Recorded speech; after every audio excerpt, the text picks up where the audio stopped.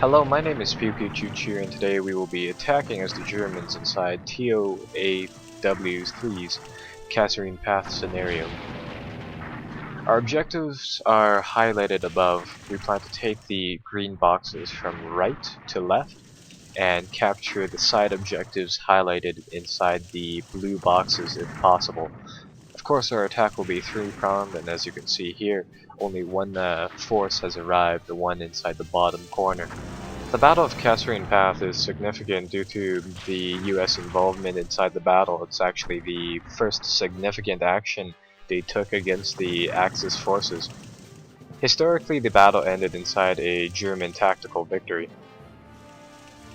We start off by taking the victory flags directly in front of us, indicated by the numbers in the US flags right here.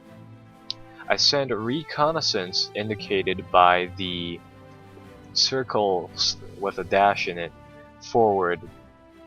Inside this AAR, it will be very helpful to know NATO symbols.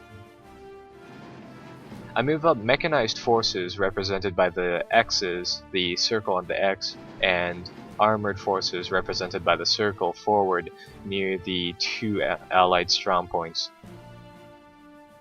The Allies are dug in upon heavily fortified areas, notably a village to the south and a hill to the north. However, the troops are relatively inexperienced. I predict that we'll be able to take these locations very fast using combined arms. Artillery and anti-air guns have been provided. They're indicated by the three dots and a triangle. The numerical values listed on the counters represent their attack and defensive locations. The number on the left is attack and the other number is obviously defense.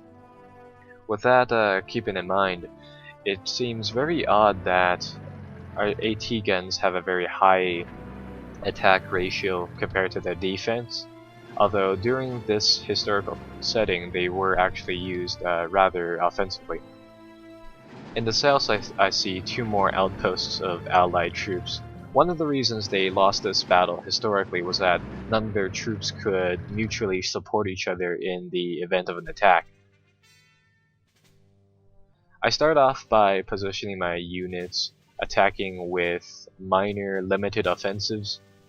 I switch my units into limit losses mode, indicated by the one dot on the side of the unit.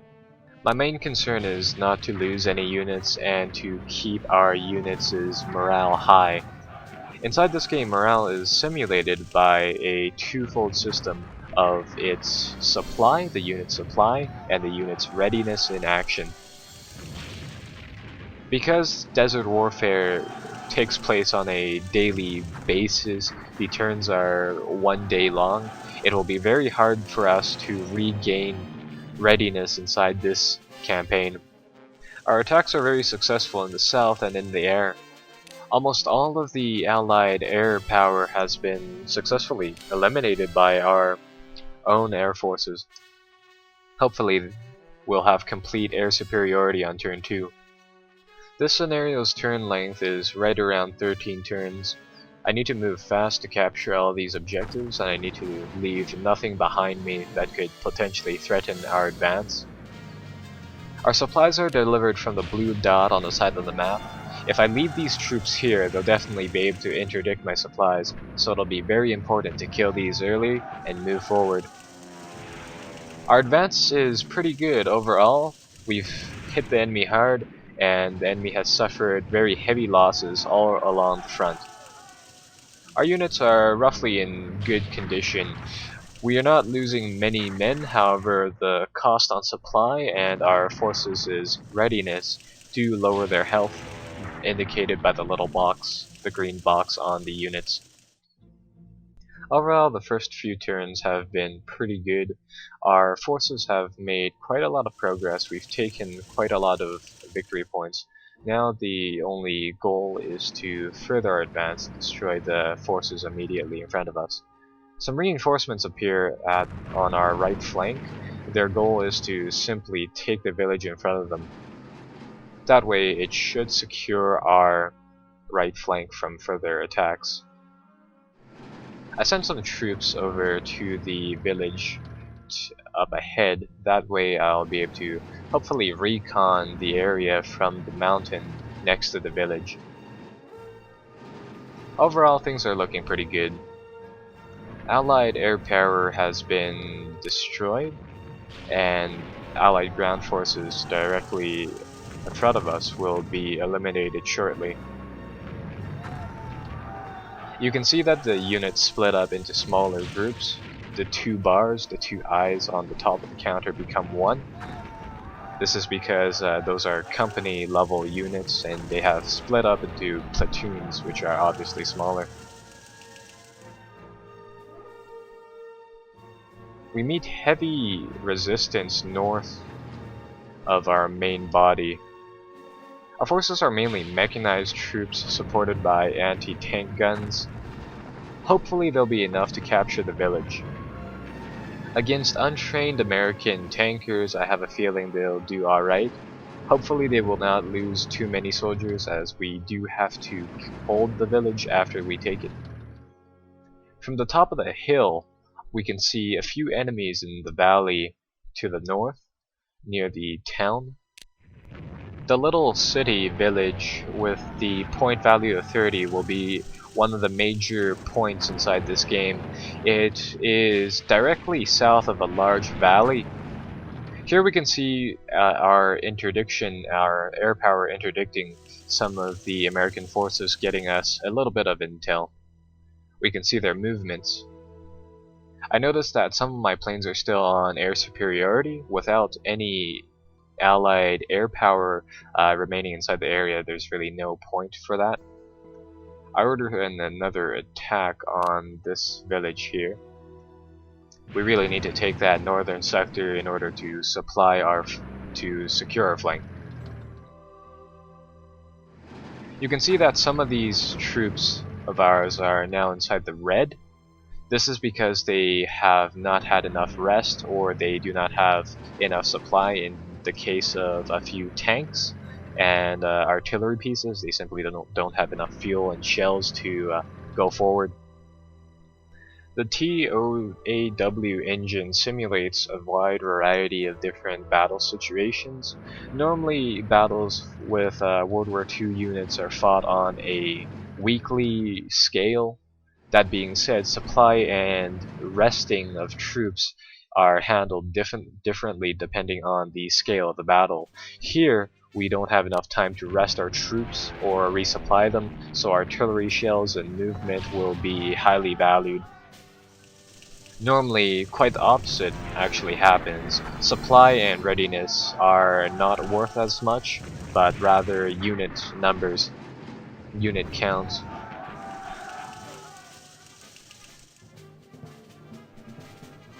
Another unique aspect of the TOAW engine is its ability to simulate half turns and quarter turns, where your turn might not actually, you can stagger your turn out so that you can fight certain battles and go from there. So it is possible to kind of judge where you go and plan your movements out during a turn rather than absolutely at the beginning of it. It allows you to stagger your movements a bit. Our reinforcements at the bottom of the map have arrived. That is the Italian Corps.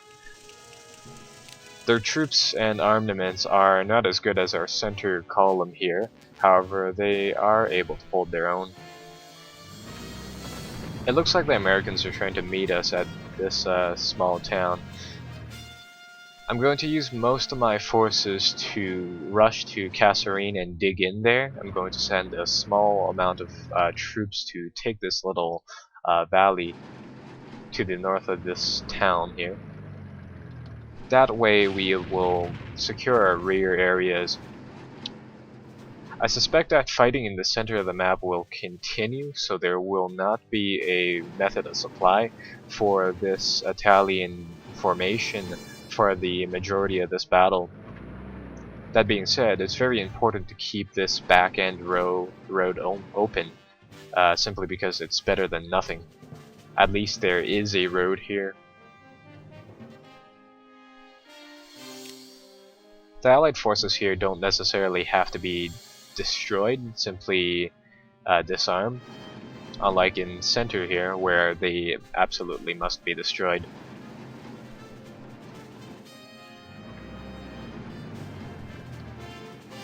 It looks like my troops are healing up just by a bit. I'm going to move some mechanized infantry and some anti-tank guns onto this hill represented by the slightly darker shade of yellow here. This will allow me to hold a better location. Hopefully the enemy will focus that location and will be committing quite a few troops to try and take it. In the north I have to dig in. If I hold that village, there's nothing the Allied forces can do in order to threaten my flank, simply because that sole little town threatens their supply if they choose to move past it and into my rear.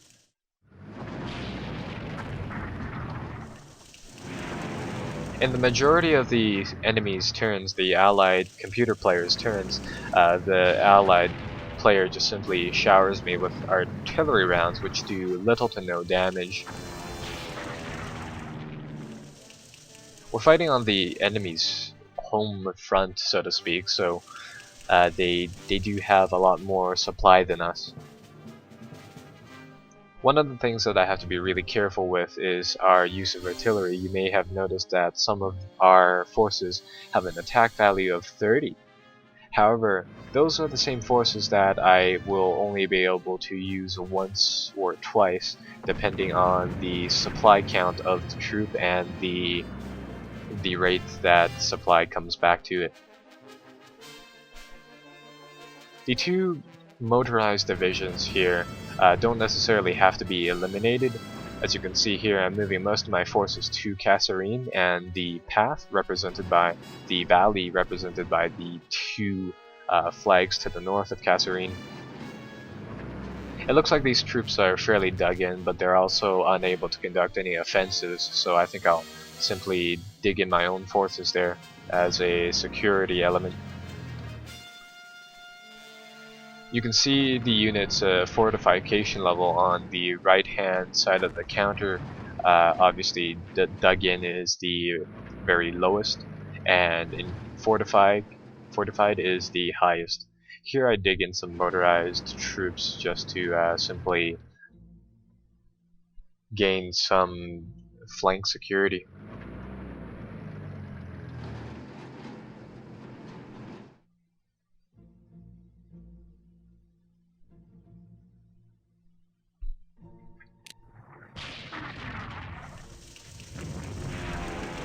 Hopefully I'll be able to destroy these two companies of tanks.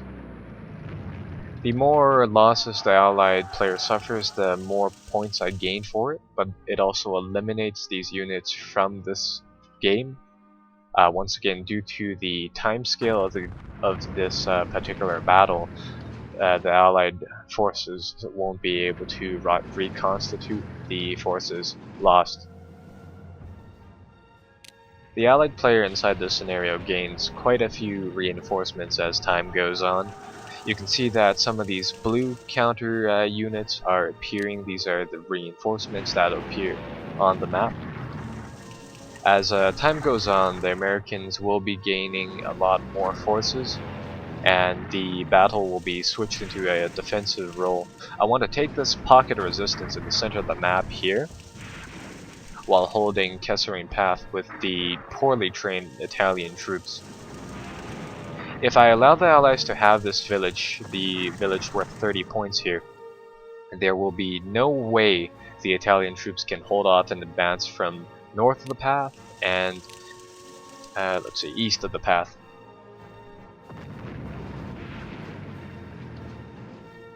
Maintaining this small valley opening will be also quite important, but it should be done with very few troops. There shouldn't be much of an issue there.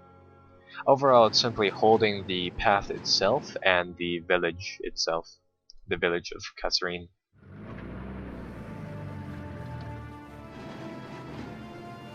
I'm not sure if it's either this turn or a little further ahead, but you may have noticed that during one of our turns, when we ended our turn, it actually immediately went to our next turn, skipping the CPU, the player's turn, and this is because of a initiative roll the game puts out. It's a very complex system, and I highly recommend it for any wargame fans. So now we can actually play 2 turns back to back, not simultaneously. And of course the enemy will do that later on. We have to pay the price of having a quick action here rather than later.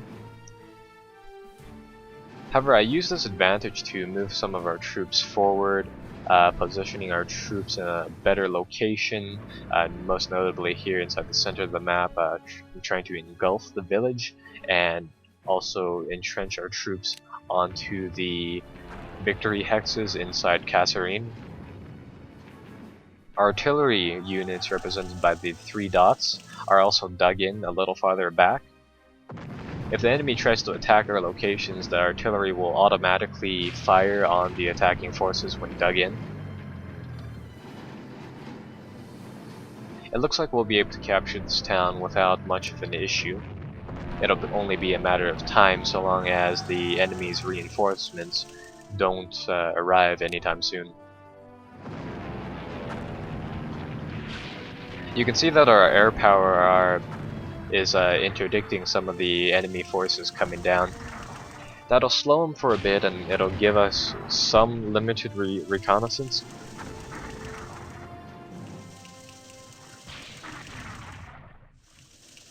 I'm going to speed up the game by a little bit and skip some time till we secure this village.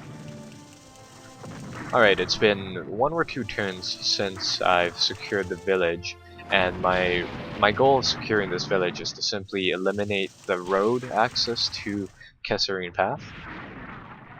As you can see, some of the enemy's reinforcements has appeared near the Kassierine Path, so they are actually cut off. They do not have a road to supply themselves with. Hopefully the computer opponent will feel threatened by this action and will pull his troops from Kassierine Path back. The Italian troops don't stand a very good chance of standing a direct assault from the enemy. I'm going to launch a wide front attack near the village, simply because it will help me threaten the enemy's lines. One of the things that occurred after this battle was the restructuring of Eisenhower's command structure of the US forces, and another notable thing was that you can kind of see how none of the Allied troops can actually support each other right now. You can see that center column here. They can't do anything for the people at Kassierine. The people on the right here are just absolutely getting demolished. In fact, I actually have the time to send 1 company of mechanized infantry to our troops, simply because they're just unable to support each other. And here near the bottom and the top of the left flank. Another change was that the artillery and the air coordination of the Allies was drastically improved. Near the beginning of the battle, the Allied air superiority was pretty much eliminated within 2 turns, and as you can see, the Americans have been pretty much bombarding us through all of the turns inside this particular match. I never really acknowledged it until this point, but more than often they won't do any damage to our forces. Here I'm just trying to clean up a few units on our left flank, and I'm trying to do some more damage inside center. I want to free up some forces so that we have a little more manpower to press into Kassierine Path. So long as that location holds, I think we'll be alright, but with the poor quality of troops, it probably will fall to the superior British forces, which have been fighting here for quite a while. I believe we're doing quite a good job near center. As you can see, the enemy has been pushed back, however our units have taken severe losses, judging from the little orange boxes on the unit hexes. It's very difficult to judge inside this particular scenario, simply because simply because the troops' readiness and supply play a major factor in determining the overall unit's morale and health. However, I'd say we're doing a pretty good job. As you can see, another unit has collapsed, has disbanded pretty much. Oh, and another one.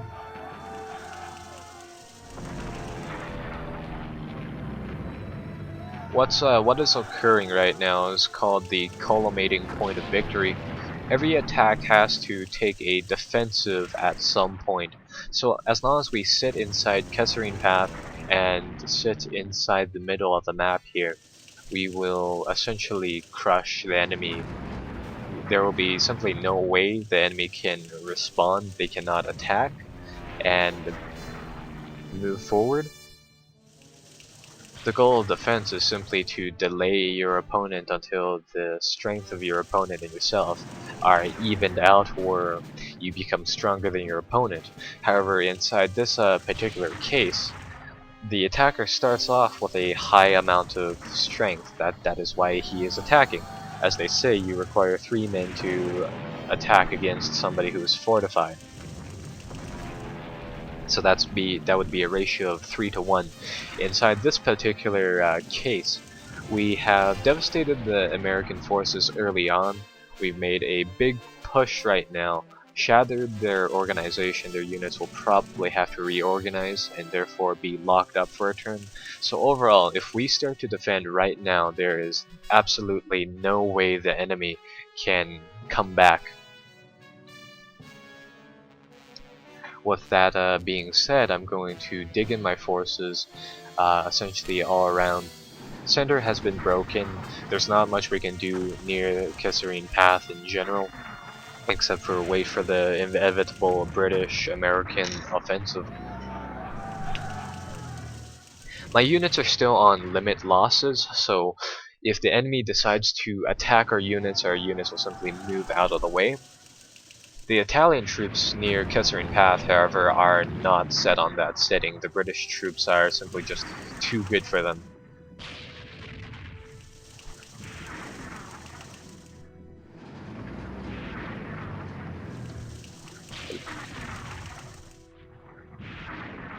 The Italian troops near Kassierine Path has been broken up. They were forced to retreat, however, with only 1 or 2 turns left on the clock, it won't make that big of a difference. It looks like we've taken the historical route inside the scenario and have won a tactical victory. This is Pew Pew Choo Choo, and I hope you enjoyed the video. Leave me a comment about what you think about this game, and of course like the video and subscribe if you would like. Until next time, I guess. Bye bye.